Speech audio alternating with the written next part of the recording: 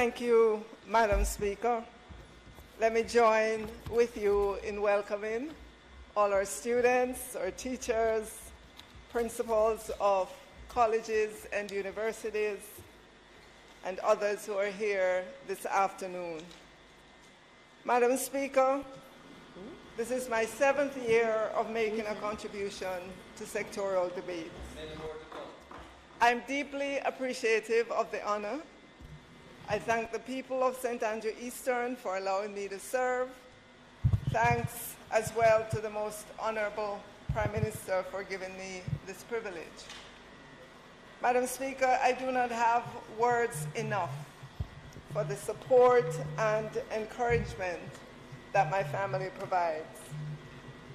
I want to acknowledge them and acknowledge as well those in my constituency, councillor, caretaker councillor, management team, and all who work on my behalf in the constituency of St. Andrew Eastern. To all of you, I express my heartfelt thanks. Madam Speaker, thanks to the team in its entirety at the Central Ministry, the regions, and the agencies, led by Mrs. Maureen Dwyer, Permanent Secretary Acting, and Dr. Kassan Troop, Chief Education Officer Acting. Because of your collective work, thousands of Jamaican children and young people are being helped each year to take advantage of the opportunities that the public education system provides them. Madam Speaker, in setting the context, I was sworn in as Minister of Education, Youth and Information on Sunday, September 13, 2020, and started on the Monday. It helps that I remind myself from time to time of this date because schools were closed. The Ministry of Health and Wellness reported on that day that Jamaica had a total of 3,933 confirmed cases of the COVID-19 virus, and that the age of persons who had confirmed cases ranged from 13 days to 97 years. Primary and secondary schools, which had opened every year like clockwork on the first Monday of every September month, stretching back to 1965, when the Education Act came into force, remained closed. My first meeting by the Wednesday of my first week, along with my then Minister of State, Honorable Robert Nestor Morgan, was with the Jamaica Teachers Association. My second meeting on that same day was with Dr. Paris Leo Ayi and Dr. Karen Webster Carr, the Minister of State and the Ministry's team, to discuss education and COVID, because the imperative was to get our children back in the face-to-face environment as quickly as possible. There was an urgency throughout the society. Of significance, Madam Speaker, my third meeting on that same day was with the Honorable Prime Minister and with Professor Orlando Patterson and my State Minister to discuss education transformation. Madam Speaker, even in the midst of COVID-19, transformation of education was an imperative.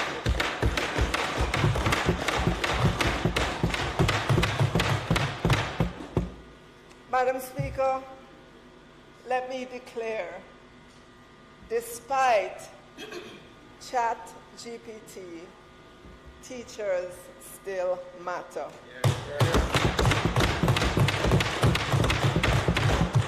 We all agree on this. And I believe, Madam Speaker, if you ask ChatGPT, it will agree also. In fact, I did. I asked it. I said, with the proliferation of artificial intelligence, do teachers matter? And in an instance, it said yes. Teachers continue to be essential, even with the proliferation of artificial intelligence, while AI, as it's commonly known, can provide a wealth of information and support. It cannot replace the human connections that teachers provide. And I invite you to ask that same question of ChatGPT. Madam Speaker, the Jamaica Education Transformation Commission report agrees as well that teachers matter, but it calls on our teachers to matter in a different way than we're used to. It calls on teachers to throw out the method of teaching that creates passive students and make a radical shift to a collaborative interaction between teachers, students, and the curriculum or the content, and as much as possible, include the supportive role of parents and other caregivers. Madam Speaker, the report applauds the national standard curriculum that the education sector uses, but it calls on us to better prepare and train teachers and students to use it and to pay much more attention to social and emotional learning as we roll out our STEM education or our STEAM education, which is our science, technology, engineering, arts, mathematics education. Madam Speaker, we salute the 1,000 plus new teachers from all our teachers' colleges who were gathered at the Micro University College recently to receive their welcome into the profession. And you can see some pictures of that on the screen. Overall, Madam Speaker, our teachers' colleges have a total of 4,255 teachers in training across the 4 years. We know that UWI and UTech also train teachers as well. We welcome the latest public education institution, VTDI, that is tasked with expanding the cadre of TVET teachers for our schools as we expand TVET into our primary schools. Madam Speaker, in UNICEF's August 2022 report entitled Teachers Assess and Reimagine Jamaica's Education System, 87.1% of teachers either strongly agreed or agreed that despite the issues confronting education and the socio-economic issues and challenges facing Jamaica which impact the education system, they are still passionate about teaching. We want to acknowledge not just our new teachers, but all our in-service teachers as well. And that is why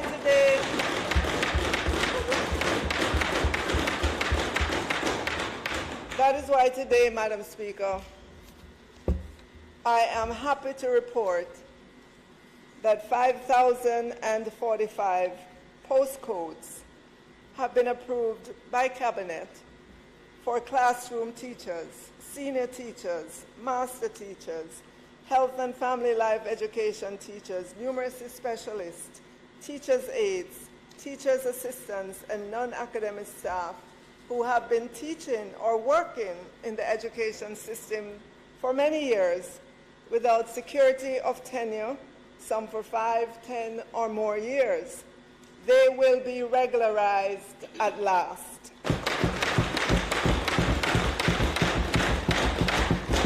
We're doing the finalization of the data, and then letters will be prepared. This is a major cleanup for the education sector. In the past, it has only been that on getting to retirement, that a teacher may find out that they have been working in a job without a postcode. To regularize at that time is most time-consuming and frustrating. With the new technology platforms we have, we should not get to this place again, Madam Speaker. Madam Speaker, I turn now to technology and infrastructure, significant pillars of education transformation. Earlier, Madam Speaker, in recounting my beginning days at the Ministry of Education and Youth in 2020, it was meant to give context and to remind us of where we were in the education sector then. The digital divide was very wide, wider than the Black River in St. Elizabeth. As you know, Madam Speaker, the digital divide is the unequal access to digital technology, including smartphones, tablets, laptops, and the internet. Today, Madam Speaker, in 2023, with the enormous efforts of this government, we are eliminating that digital divide. We are ensuring that our students, regardless of their socio-economic background, are fully equipped with devices, have access to e-resources, including e-textbooks, which are now included in our procurement, that they have computer labs in all of our secondary schools, right, as with new laptops and proper broadband connectivity. And you will see on the screen the schools that are already connected onto the government's fiber infrastructure. The other picture shows the schools that are planned to be connected in fiscal 23-24. And if you overlay the two together, a total of 438 schools, 438 schools are currently connected, and 252 are projected to be connected this fiscal year, for a total of 690 primary and high schools, or 68% of the total, and the work continues. This has been possible through the concentrated, combined, and focused efforts of the Ministry of Economic Growth and Job Creation by way of NWA, Ministry of Science, Energy and Technology through eGov, eLearning, USF, and the parent ministry, the Ministry of Education and Youth, and the National ICT Authority Council. Madam Speaker, we meet at 5 p.m. every Wednesday to ensure the work is on track for completion. That's the commitment of the persons involved. I applaud each and every one of them. They faithfully show up. Sometimes we're in the virtual meeting until 7 p.m. or after. That is dedication to ensure that our technology infrastructure gets rolled out to our schools. The chart you're looking at on the screen just shows you the bandwidth utilization of the schools that are on the system. No one can deny, Madam Speaker, the efforts of this government to ensure our students, our teachers, and our schools have the enabling environment for the rapid build-out of the 21st century skills that are so required. We're doing it, Madam Speaker. Coding in school got off to a good start. We hit a little bump, but we're regrouping. To date, we have 769 teachers who are fully trained in delivering coding skills, 497 at the primary level and 272 at the secondary level. There are 32 high schools that are integrating and delivering coding programs currently. Other achievements include the development of a framework for the integration of coding in the national standards curriculum. Madam Speaker, as of May 12, 2023, e-learning reported that it delivered 16,053 e-vouchers for laptops to our teachers in primary and secondary schools. So far, 14,251 teachers have redeemed their vouchers. This is the effort of this government. Madam Speaker, we have loads of e-resources, applications. Teachers have access to lesson plan banks with over 500 lessons ready-made for them and already mapped to the national standards curriculum, which they can tailor to meet the needs of the students in the classroom. We've made 500,000 Microsoft license available to our 100,000 Microsoft license available to our students and teachers, those in community colleges, teachers' colleges, for them to simply download and use. Our students and teachers are encouraged to sign in using their MOE school's email and follow the instructions that are there. I want to say, Madam Speaker, that no student who's doing school-based assessment, SBA, currently should be complaining that they don't have access to Word. Madam Speaker, additionally, our implementing partner, e-learning, confirmed that as of May 15th, 9,298 high-quality laptops have been delivered to 173 high schools to replace aged computers in their computer labs. And I have a quick example of the handover that I did at my alma mater. You will see us cutting the ribbon to go into the computer lab. Then you get into the computer lab, you see the ribbon on the computers, but more importantly, Madam Speaker, it's the picture of the students who are using those labs that we celebrate. Madam Speaker, if I'm overly dwelling on technology, it is because study after study is telling us that our students require digital skills. Here are two such studies. There's one from National Skills Coalition. They use data from 43 million online job postings to assess digital skills. The findings reveal that the vast majority of jobs now require some type of digital skill. Technology in the Workplace Statistics 2023 said, today about 50% of jobs need employees to have technology skills, but it is estimated that by 2030, 75% will have such requirement. Madam Speaker, in 7 years, the children graduating from primary schools today will be the new entrants into the workforce or into higher education. So are we in a hurry to get our children, our students fully equipped with access to technology? Yes, but let me hasten to say that technology is only a part of the broader STEAM plus socio-emotional education that all of our students must have. Last week, Madam Speaker, I visited a classroom at Jamaica College, a classroom of third formers. They were being given a demo of a technology that we have great hopes for in our classrooms.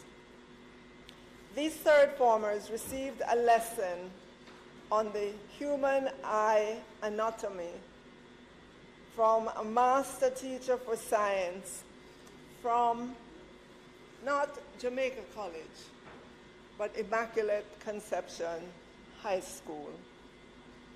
The master teacher for science was in the virtual space. The students were in their physical classroom with a teacher's aide and the electronic board. The third formers engaged with the master teachers as they learned about the anatomy of the eye. The students were excited at the possibilities. So I want us to think about this for a while. The master teacher for science from Immaculate Conception High School could easily be engaging with students from, let's say, Holy Trinity High School, as I look at MP Williams. The Jamaica Education Transformation Commission report calls on us to use technology to transform education. We have started, Madam Speaker.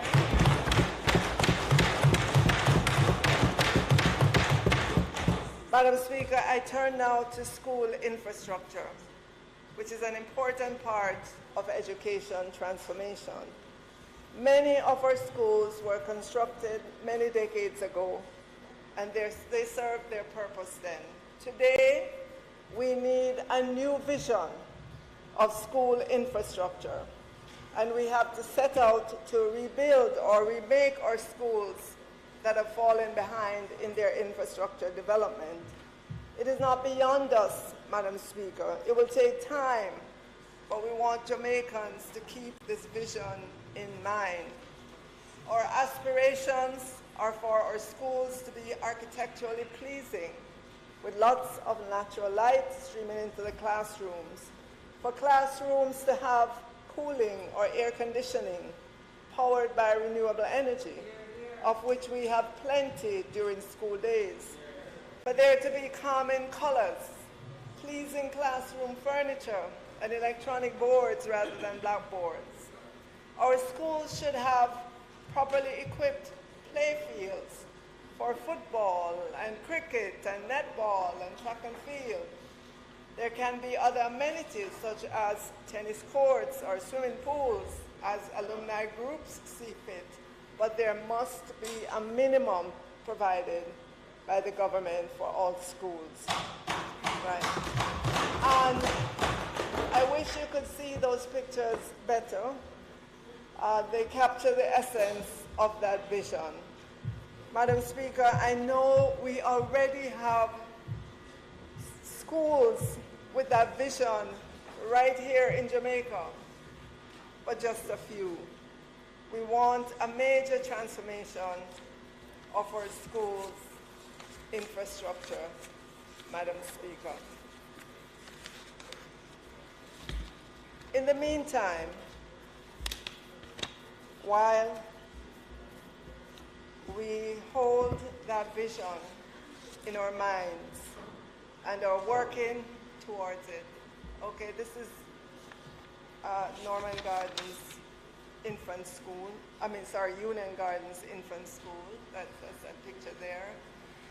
That is a picture of a school in another country that I visited, and so on. You can see the pictures as they scroll through. So, Madam Speaker, in the meantime, while we hold this vision in our minds and are working towards it, we know we have to attend to the immediate maintenance needs of schools now in 2023. So, Madam Speaker, for the first time, we are publishing a listing of all the maintenance, all the fencing, all the electrical repairs or major infrastructure work that we did last year, what's underway currently, and what is expected in this fiscal year. The infrastructure budget of the Ministry of Education and Youth for fencing, electrical work, emergency maintenance, larger infrastructure work is roughly $1.5 billion this fiscal year to help us to keep the existing schools functional. And so when you get your report, you will see that there are many pages that list electrical upgrading projects across 49 schools for a total of $244 million. The construction of security fencing projects for 56 schools. The budget there is $73 million. Many pages speak to what was done last year. 130 schools had critical maintenance and infrastructure work for a total of $305 million. For this year that we're in, the budgetary allocation is $440 million. Additionally, the National Education Trust, NET, has provided the details of all the major infrastructure work. So, for example, we know that Black River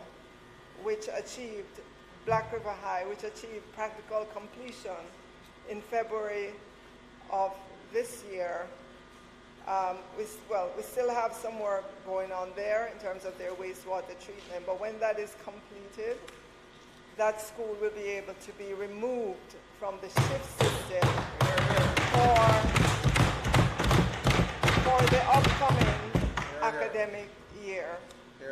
Bridgeport High is another school. Cabinet approval was received, and a letter of award is to be issued to the contractor. And you will see the details, many pages of it in the report. We want our schools to know exactly where the resources are being spent, how far along is it, so that they can follow along, because many times we hear nothing is going on, but a lot is going on, and we want to put this information out there so that our schools and all of Jamaica can know that it's happening. So I won't, Madam Speaker, since it's printed, I won't go through it. It's a lot. Many pages, as I said, in the report of maintenance, capital works, and our plans for the STEM schools that are in our future.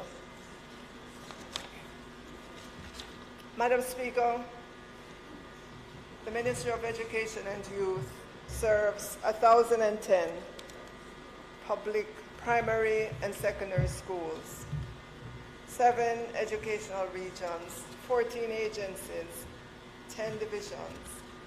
Collectively, we all cater to over 410,000 students, 25,700 teachers and principals, supported by caregivers, administrative and ancillary staff across the sector and institutions. When we include the 107,000 children in the early childhood sector, you can see that those numbers increase significantly. Then you add tertiary, and you'll see the enormity of the education sector in our context. Madam Speaker, the recurring budget of the Ministry of Education and Youth for this fiscal year, 2023-24, is $143.6 billion, compared to $118.5 billion in fiscal 21-22. Compensation of employees account for $101.2 billion, up from $80.2.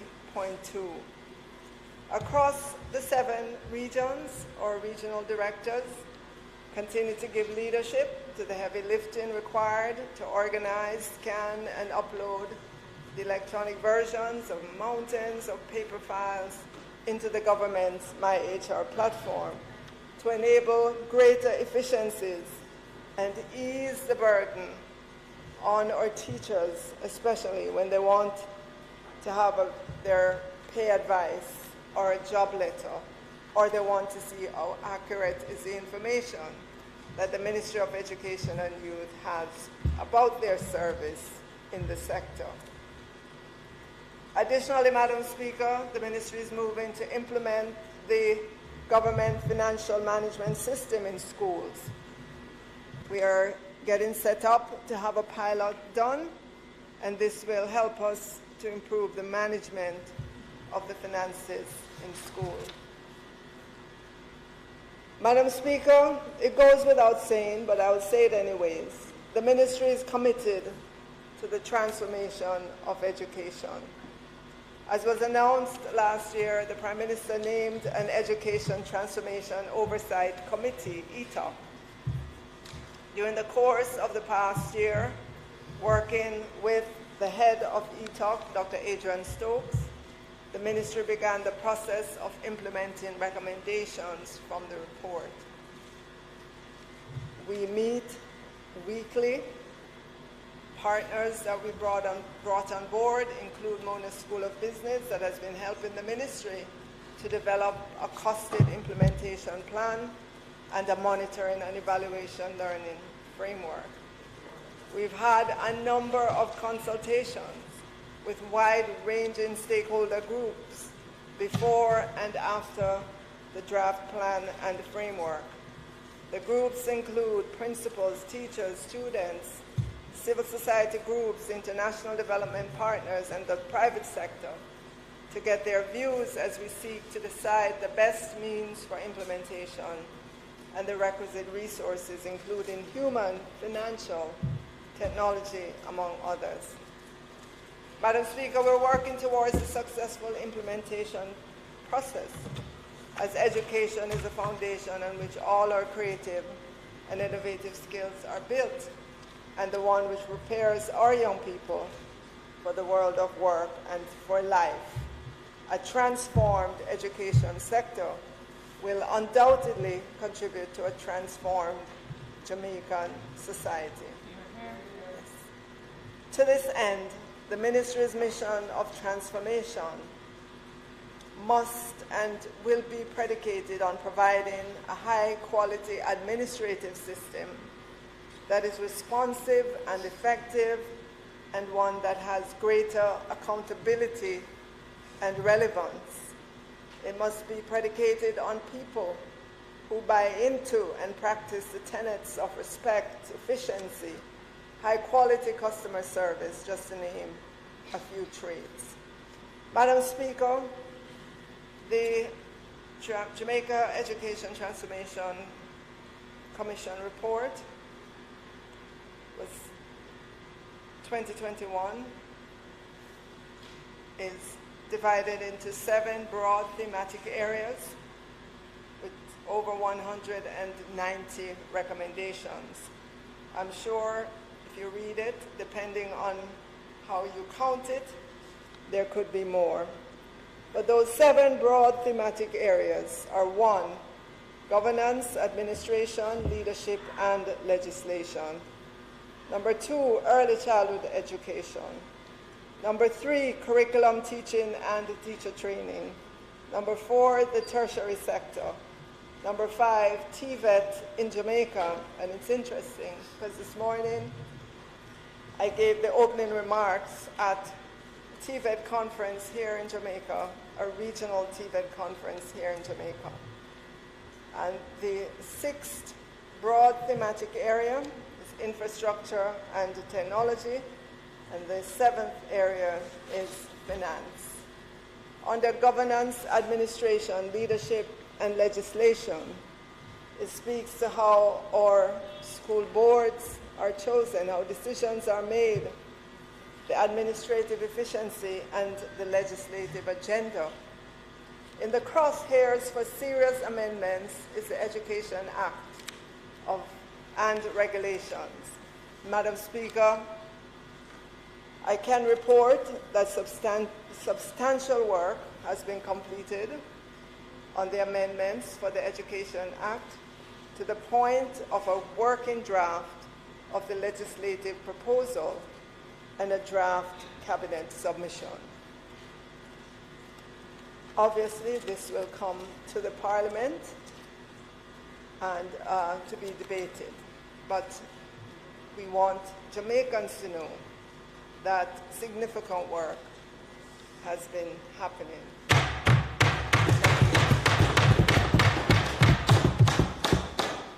I know sometimes when you're building a house, if you show people the land where you're going to build it, and they pass there every day for a year, they might not see anything, not knowing that there's a lot of groundwork that has to be done before they can begin to see the work. So I'm just saying, in the education sector, much is happening.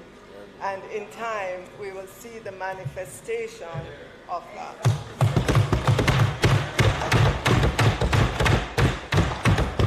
Madam Speaker, over the last 3 decades, our people, our Jamaican people, have become much more appreciative of the importance of the early years in a child's education. Indeed, all of us can acknowledge that whatever learning gaps we see at the primary and secondary school level can be traced to the inadequate support in the early years. Madam Speaker, this year, for the first time, we did an assessment of 27,179 four-year-old students, four-year-old children, to see what intervention was needed, if any, in the lives of these children. And the assessment told us that of that 27,179, 17,000 or 63% of our four-year-olds are deemed okay, not needing any intervention. But you have almost, well, a little over 10,000 four-year-olds that we're going to have to monitor in class because learning and behavioral problems are evident. It means we have to provide additional trained practitioners for the monitoring or individual intervention that is needed. And of course, there's significantly more drill down that we can do into the data. However, it is clear that the data are alerting us to the early actions we must take if we want to arrest the problem of children leaving primary school and not being able to read at the grade 6 level. And again, I wish you could see the screen more clearly, but this assessment drills down into behavior, socio-emotional, early literacy, early numeracy. We have a lot of work ahead of us with this cohort of four-year-olds. Madam Speaker, even as we strengthen the foundation of early childhood education, we're doing the same at the primary level, because that is where the rubber really meets the road. Through the efforts of the National STEM for Growth Committee, the private sector will be working with the Ministry of Education and Youth and other players to build out the STEM ecosystem in Jamaica. This will see a tighter synergy between the education and the private sector in terms of improvements in infrastructure, pedagogical skills of teachers, and resources for the teaching and learning process. Madam Speaker, while we support all schools, we have about 25% of the sector that needs deliberate or targeted attention. We've been doing that, but significantly more is needed. Going forward, these schools will get added attention in the areas of leadership support, instructional learning support, learning resources, and more funding as we recognize their special situation. Madam Speaker, Leadership for Safer Schools, funded by the European Union Spotlight Initiative, is designed to support school leaders in creating safe environments that will reduce school-related and gender-based violence. This course was designed on the premise that interventions to reduce gender-based violence must be grounded in behavior change, brought about by the development of non-threatening school environments where the rights of children are respected and promoted. Some 58 school leaders have been trained thus far, and the work continues. In the area of restorative justice practices, I know that Minister Chuck in his presentation talked about it, and I have to acknowledge him for the work that his ministry has been doing to provide restorative practice training to parents, educators, and students of 207 public primary and secondary schools.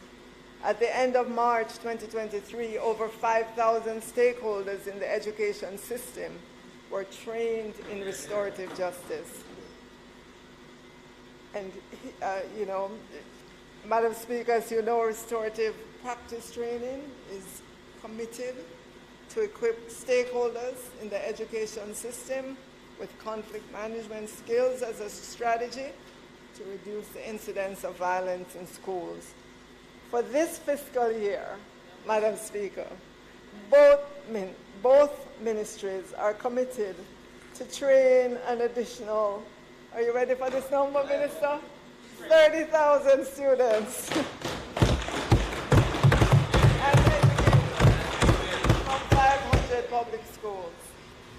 We have an MOU between us that is guiding us. But it has been working. We have been working. We have been working.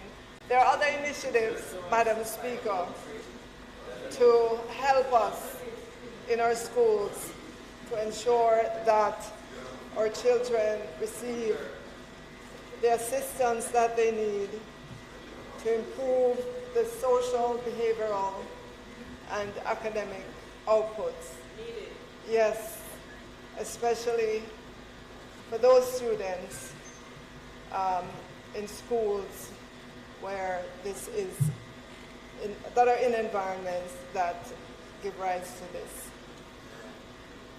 Some 25,000 students from 19 primary schools, 14 high schools are targeted to benefit from this intervention under the Government of Jamaica's Citizen Security Program. And these are primarily schools in our Zozo area. The Ministry of National Security and other stakeholders conceptualized the 25 to 34 school strategy to provide targeted interventions in the 7 Zozo communities. And I thank the Ministry of National Security for the dedication, their staying power to help us to ensure that we have safe schools, yes, all around us in Jamaica. Madam Speaker, the Ministry, in collaboration with the Citizen Security Secretariat and the European Union, recently launched the Literacy Education Acceleration Program, LEAP. Again, this is part of the Citizen Security Plan of Jamaica, developed as part of the national approach to provide support and opportunity to our most vulnerable students in our zones of special operation. So the 3 vital areas of focus for the strategy are behavior, literacy, and attendance. We have seen significant results from the pilot of this literacy intervention. And so we look forward to rolling out this into other schools and seeing the same results.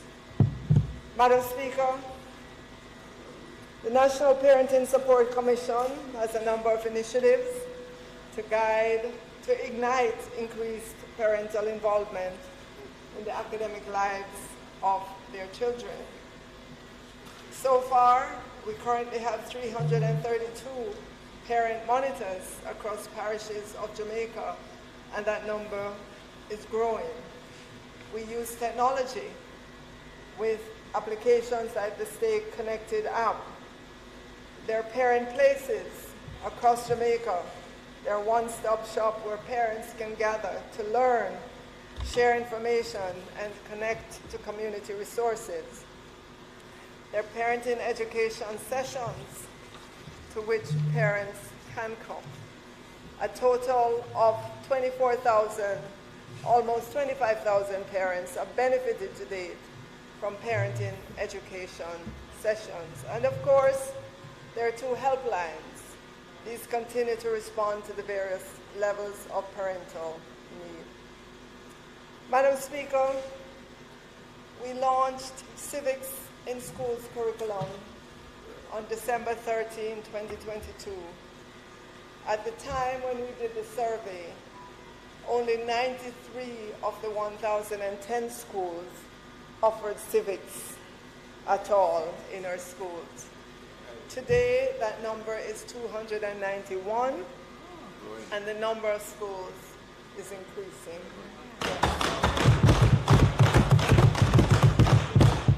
Madam Speaker, in my last sectoral, I spoke to the need to increase the number of students involved in our uniform groups, to give them a cause bigger than themselves. Yes. I am pleased to report that enrollment in uniform groups has increased by 55%,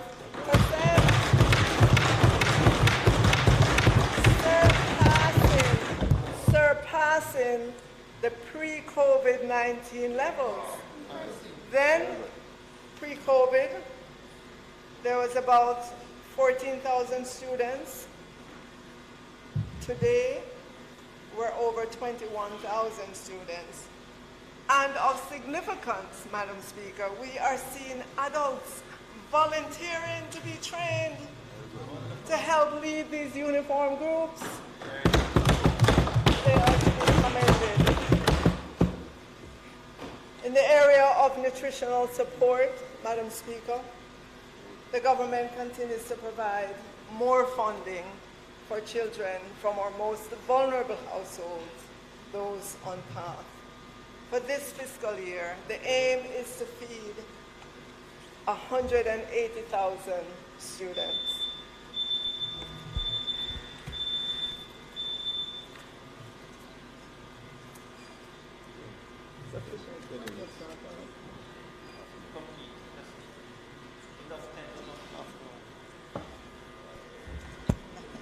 Madam Speaker, for the purpose of Hansard, we wish to ask for the retroactive suspension of the standing orders of the items on the agenda so that we can continue hearing the contribution of the Minister of Education and Youth to the sectoral debate.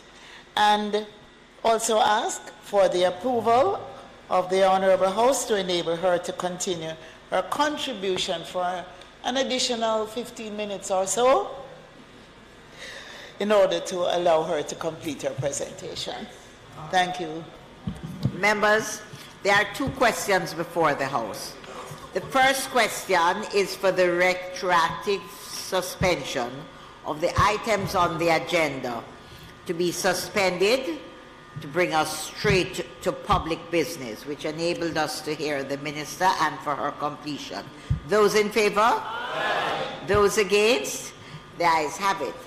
And the other question is for the Minister, permission for the Minister to be given 15 minutes or so.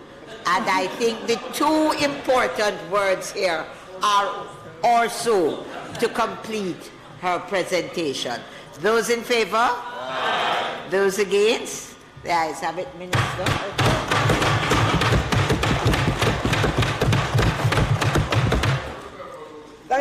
Thank you, Madam Speaker. Madam Speaker, the government continues to provide more funding for children from our most vulnerable households through PATH. For this fiscal year, the aim is to feed 180,000 students, and you can see on the screen how that will be divided up among the early childhood institutions, infant to grade 3 at the primary level, primary up to grade 9 secondary schools and wards of the state. Madam Speaker, there has been an increase in the rates given to schools at all levels. And the table shows the prior rates and the current rates. So the number of feeding days for the academic year will remain 190, which is the number of school days in the academic year. The increase took effect April 1, 2023. Of note, the funding is dispersed to schools to provide cooked lunches for students on the basis that once meals are prepared in large quantities, the schools will reap the benefits of economy of scale. Madam Speaker, I know I've heard many comments about the amount per child. However, when you look at the quantum that the government is providing, it's almost $9 billion for our school feeding program. And this represents, in this fiscal year, an increase of $2 billion over the prior year. And Madam Speaker, NPL also continues to provide the breakfast or the snack component of the school feeding program. And I have samples of what NPL provides to our children for all of our MPs today. So you can sample. You'll get it at the end of Parliament. I've had it. It's good. Yes. Nutribon is low sugar. It's very tasty. And we have low sugar drink and water in our schools. So I invite you to sample. Madam Speaker, you'll get it at the close. For the 2022-2023 academic year, funds were dispersed to all secondary schools to support teaching and assessment of all TVET programs. Of note, grants were also dispersed to 2 special education institutions, Windsor School of Special Education and Edge Hill School of Special Education. We have developed a 3-year TVET expansion plan to include, Madam Speaker, primary schools. We are going to be equipping and modernizing our TVET labs, providing more teacher training and development, more effective monitoring and evaluation and support for teaching and learning. The good news is, Madam Speaker, our budget this year is approximately $400 million to support TVET in our schools, which is technical and vocational education and training.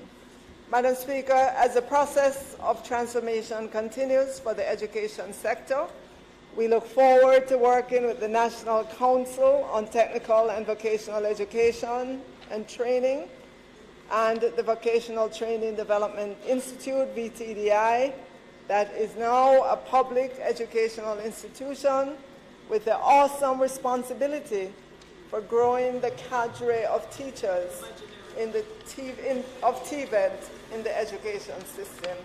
And there are some pictures of graduation. Madam Speaker, I must this afternoon touch on the Sixth Form Pathways program.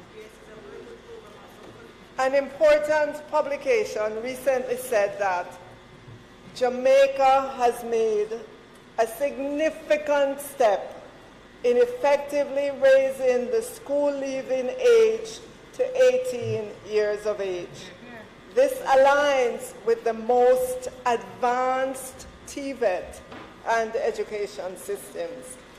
Madam Speaker, 24,245 students are enrolled this academic year in the Sixth Form Pathways program, a 21% increase over the figure last year.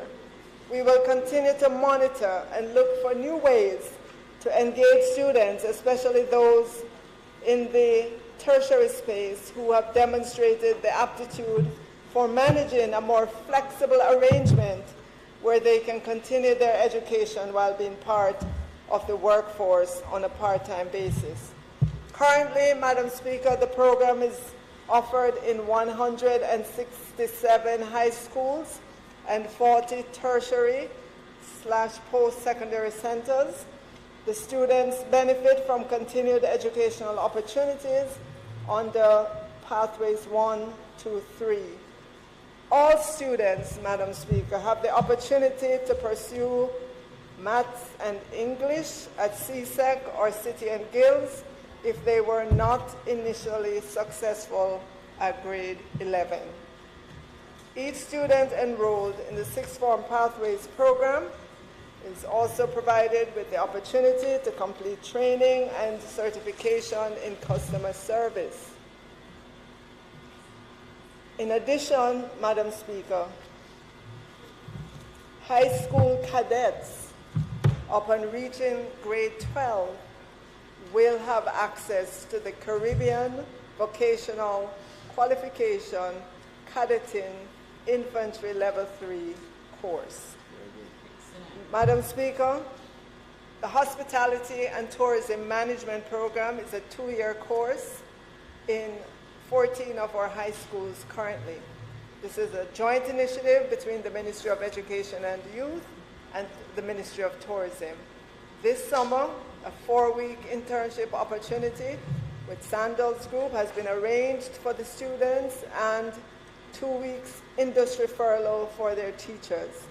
These opportunities will no doubt increase the capacity of teachers to deliver the program to international standards while ensuring that students are sufficiently exposed to industry practice. We thank the Ministry of Tourism for partnering with us to enable these opportunities for continued human capacity development and nation building. Madam Speaker, the Work Experience Program has been expanded to include students pursuing occupational courses at grades 10 and 11 in all secondary level institutions offering pathways 2 and 3. This is mission critical to the strengthening of the industry exposure requirements for skills acquisition and preparedness for the work world. Presently, Madam Speaker, 98 high schools across all 7 regions participate in the Work Experience Program. At the end of the fiscal year 2022-2023, almost 10,000 students completed 80 hours of work experience in public and private sector entities. Madam Speaker, let me just switch gears now to talking about our children and youth, the Children and Youth Division. The ministry is committed to ensuring the well-being, holistic development, and safety of our children and youth. I am pleased to announce that Cabinet has approved the development of a national children's policy. It will provide a comprehensive framework in relation to children's issues in Jamaica by bringing together the relevant existing policies, national plan of action, and programs, and to provide a framework for the development and coordination of new policies, programs, and legislation. Additionally, Madam Speaker, work continues on our national plan of action for an integrated response to children and violence. This is Jamaica's commitment towards ending all forms of violence against children. Against this background, several pieces of legislation are at different stages of review and amendment, including the Child Care and Protection Act and Regulation. We have a draft cabinet submission to seek approval to issue drafting instructions to the Chief Parliamentary Council. The Child Care and Protection Act, Section 24, Cabinet has already issued approval for drafting instructions to the Chief Parliamentary Council, and the amendment is currently underway. The Children Adoption of Act, the Cabinet submission has been drafted and has been circulated for stakeholders' comment. Children Guardianship and Custody Act.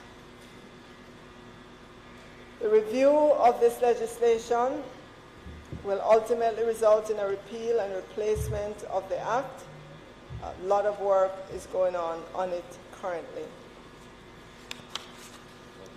Madam Speaker, many things are also taking place in our interaction with our youth stakeholders, and here are a few.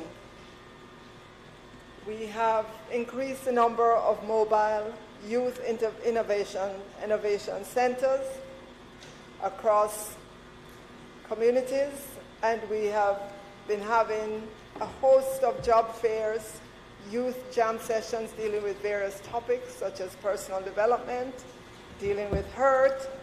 We've been doing resume writing, stress management, and so on. We've been providing referrals, counseling, training for many of our young people. When we tallied the results, over 3,500 young people have attended these sessions. Of course, Youth Month continues to be a staple on the calendar of activities. Over 10,000 young people participated in the various activities.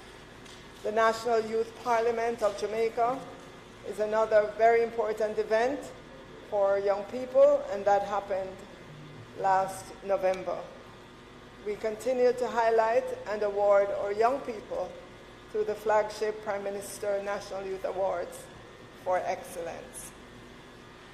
Madam Speaker, the Child Protection and Family Services Agency continues to play a critical role in supervising children in state care and responding to critical incidents involving the welfare of children across the nation.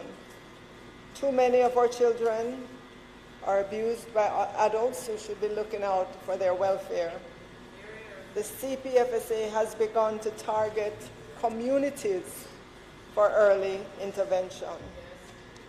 Madam Speaker, we're pleased to announce the practical completion of the Maxfield Park Therapeutic Center, which will increase the CPFSA's capacity to respond to the increasing demand for psychological services for children in care and those who access the services presenting with mild to severe mental and behavioral challenges.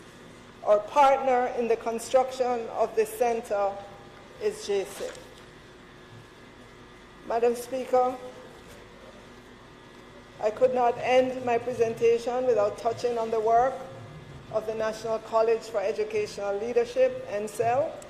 It continues to provide a suite of training programs for principals in the education system to improve their capacity to lead our educational institutions. Additionally, Madam Speaker, I must highlight our several legacy policies for which we have spent the time to do the consultations island-wide with approximately 5,000 persons.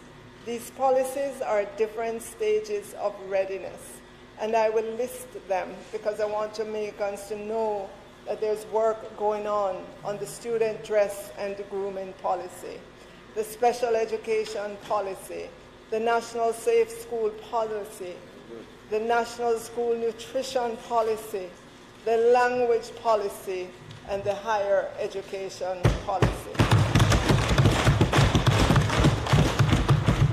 Madam Speaker, two additional entities, the National Education Inspectorate and the National Council on Education. The Jamaica Education Transformation Commission report calls on the National Education Inspectorate to not only do its normal assessment of schools, but to incorporate the value-added model for assessing schools. To date, 150 schools have been assessed using this methodology. NEI now has to increase the understanding of this methodology to our schools and to help them to utilize the data. Madam Speaker, among the important functions of the National Council on Education is the appointment, training, and ongoing support of school boards. In June of last year, we launched the School Boards Minutes platform for our boards to upload minutes. In keeping with the accountability framework, boards are now required to confirm minutes of board meetings as part of a wider strategy to support schools in their quest to improve. And we're seeing our schools adapt to this, and as we go forward, I am sure we will see greater usage of this platform. The NCE also acts as policy guidance for the Minister of Education and Youth, and I want to thank the outgoing council for the work that they did during the COVID times, for the research that they have done and presented to me. It has helped in our decision making. Madam Speaker, in the tertiary sector, we have a number of entities there that have been working silently to ensure that legislation gets done and the entities in the tertiary sector operate well. Our tertiary sector has well over 100,000 students. We know that tertiary education delivers better job prospects and higher wages. We know that there are many who would like to pursue tertiary degrees, but can't necessarily scale the financing hurdle, meaning they need funding not just to pay tuition, but also to pay room and board and other costs. We're in the process of completing a policy for tertiary education that speaks to funding of tertiary. Madam Speaker, we want our tertiary sector to forge stronger ties with businesses, to understand the needs of businesses so there's better alignment with those they are graduating and the job market. And I particularly, and I hope I don't get into trouble for doing this, for singling out CMU. It is a school that has recovered quite nicely and is beginning to just graduating students. Yes, yes. We want to see our tertiary sector identifying.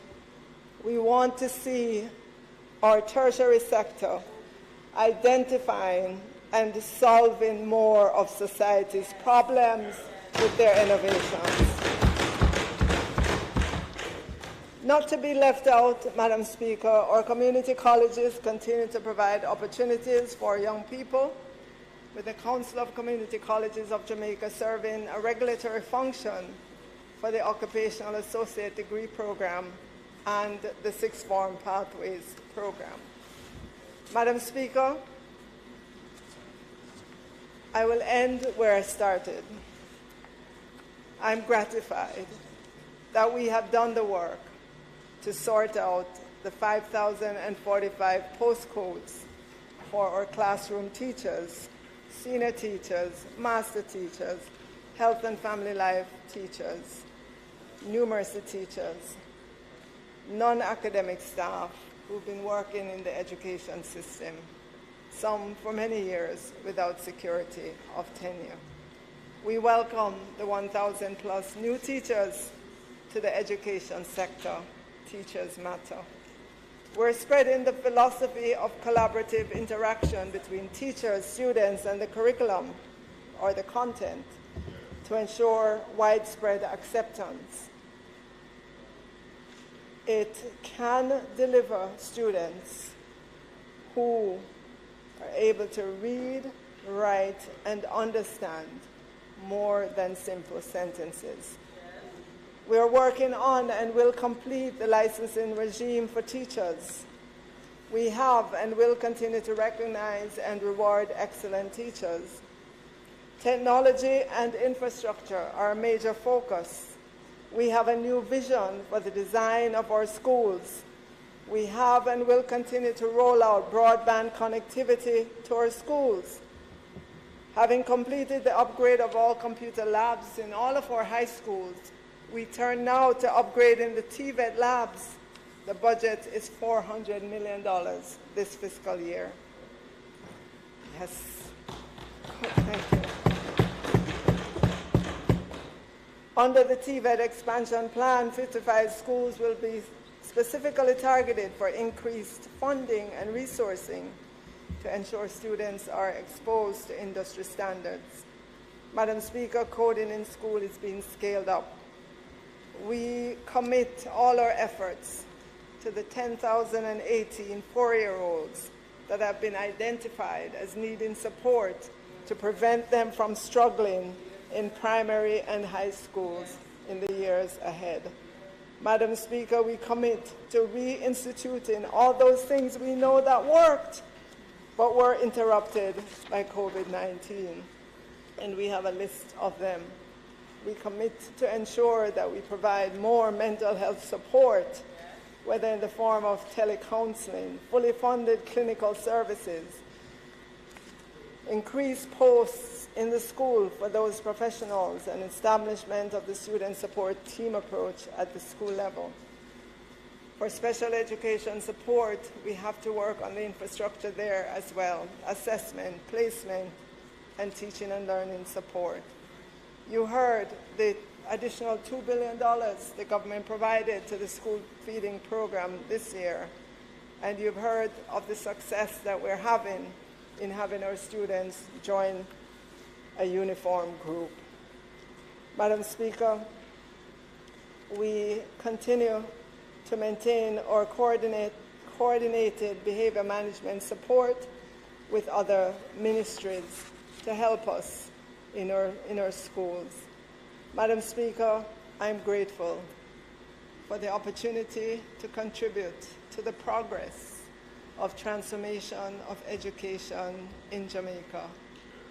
Madam Speaker, we are committed to the value proposition of education, which is to prepare our students for whatever the future may bring. Here, here. Thank you, Madam Speaker.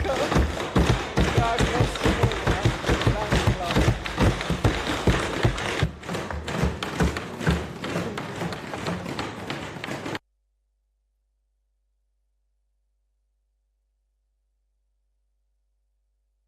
Madam Speaker, excellent presentation by our Minister of Education, and I'm really happy to be on the team with her.